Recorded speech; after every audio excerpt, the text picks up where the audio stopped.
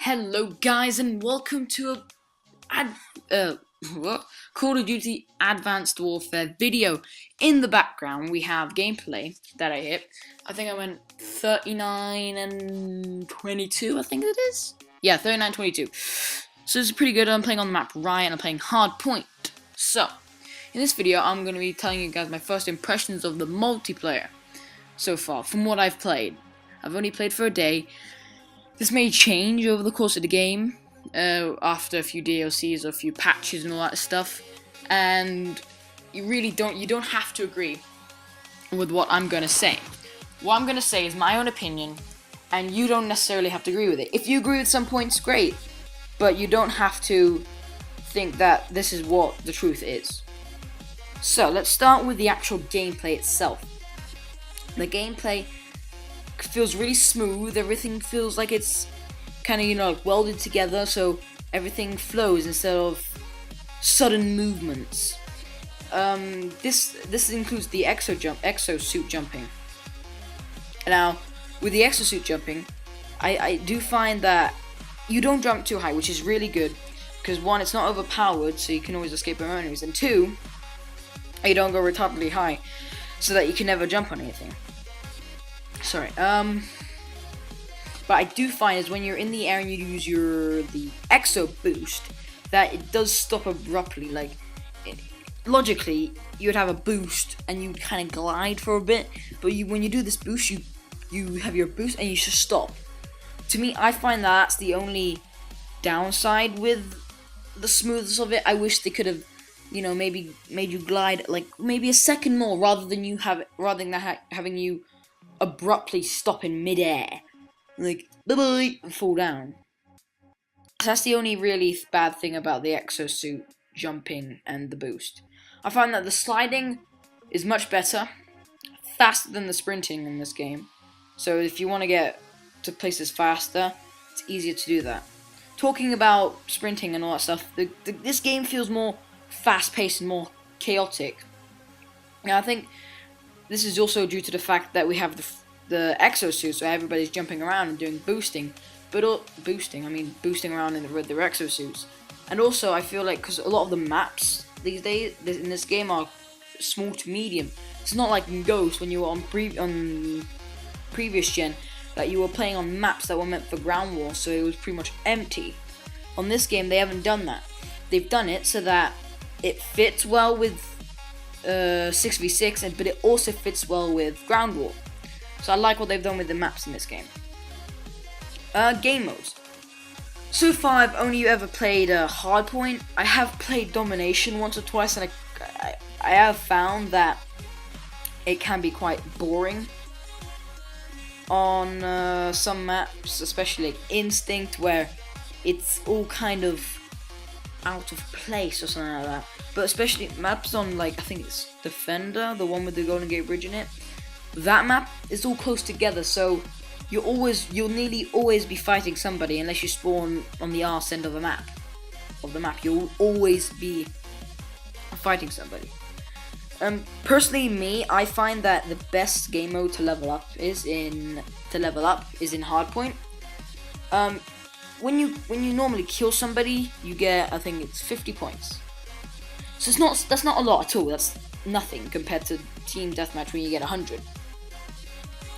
But every time you kill a person, either on the hardpoint or when you're on the hardpoint and you kill somebody, you get 125 points.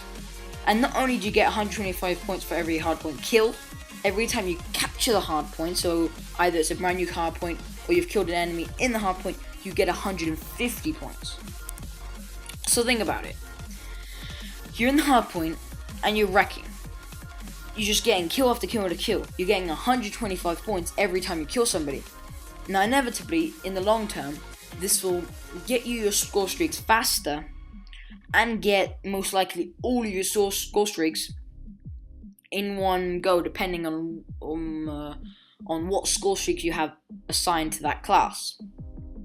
Talking about score streaks, I find that a lot of the maps have lots of big buildings in it, which then creates a lot of the score streak kind of useless.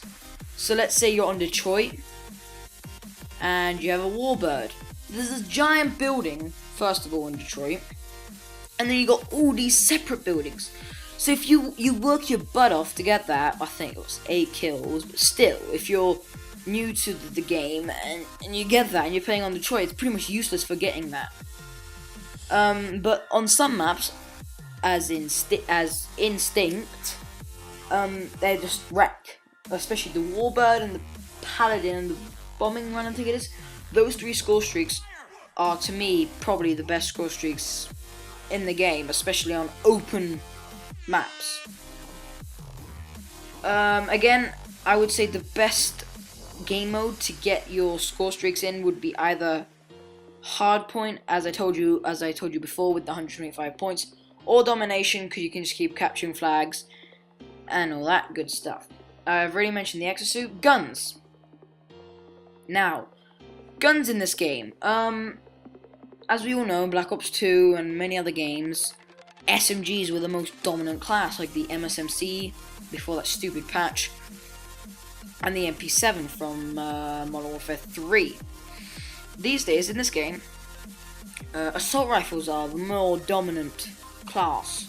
Especially, I think the AK-12 is probably one of my favorite guns so far that I've unlocked and that I've used, and the BAL-27, but I'll go into more detail about that in a sec. Sniping is harder because back in Black Ops 2 or any of the other Call of Duties, it was really just aiming left, right, or center. Maybe up a bit, but that's about it. And in this game, now that we have the people jumping around, if you're sniping, you have to have more directions in where you snipe, not just left, right, and center. You also have to aim up, which inevitably will make it harder for you to snipe, because one, you've got the people above you, and then you've got people behind you, so inevitably, it's not sniping, quick scoping for you quick scopers, it's not impossible. You just have to have good aim and skill to snipe in this game. Now back to the two dominant, like a dominant class.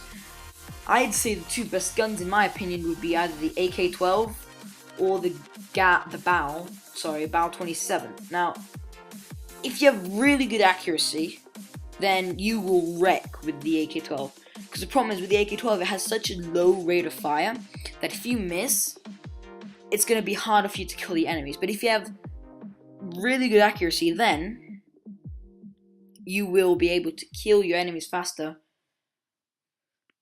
when you're shooting at them. And the BAL-27 has a very high rate of fire. Personally, I don't like it as much, but it works well. That's why I'm putting it in this category.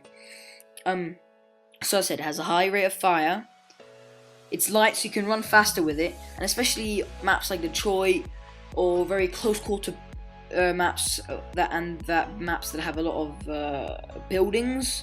This will help you, because if you come around the corner, you can just spray fire, and then you most likely killed your enemy.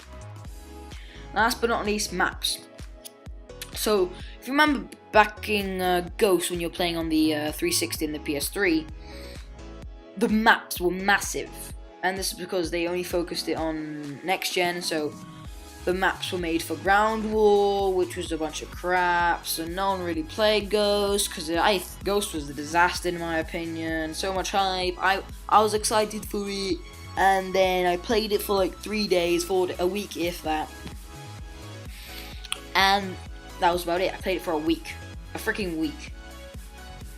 And that's what disappointed me, you know, everything looked good in that game, but it never lived up. So now we're playing Advanced Warfare, and the maps, they're perfect size for 6v6 and Ground War.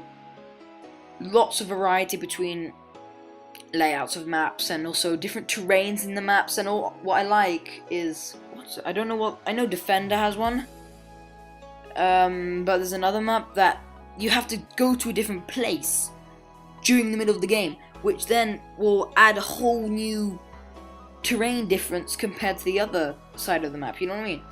So I really like how they've done this. It's kind of Battlefield-like, but it's not copying Battlefield.